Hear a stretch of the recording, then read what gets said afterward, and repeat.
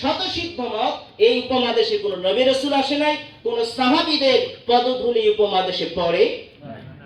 এই উপমহাদেশে নবীজির ইন্তেকালের মাত্র 150 বছরের মধ্যেই ইসলামের পতাকা উত্তোলন করেছেন, ইসলামের দাওয়াত নিয়ে এসেছেন যে মহান পুরুষ, সিন্ধু বিজয় করে। তার নাম ছিল মোহাম্মদ বিন কাসিম। নামটা সবার মুখে আসুক কি নাম? মোহাম্মদ বিন কাসিম সিন্ধু বিজয় করে এই উপমহাদেশে সর্বপ্রথম ইসলামের পতাকাকে উত্তোলন করেছেন, ইসলামের দাওয়াত নিয়ে এসেছেন নবীজির ইন্তেকালের 150 বছরের মধ্যে। বলে সুবহানাল্লাহ। তারপর ইতিহাস বলে যে এই উপমহাদেশে কোন নবী আসে নাই, তবে একটা ঐতিহাসিক মত আছে, হযরত আদম আলাইহিস সালামের সন্তান হযরত শীশ আলাইহিস সালাম এই উপমহাদেশে এসেছে, ভারতবর্ষে তার মাজার রয়েছে, এরকম একটা ঐতিহাসিক একটা মত রয়েছে, যদিও এই বিষয়ে সবাই ঐক্যমত নয়। এই উপমহাদেশে কোন নবী রাসূল আসে নাই, এই বিষয়ে অধিকাংশ জনের মত।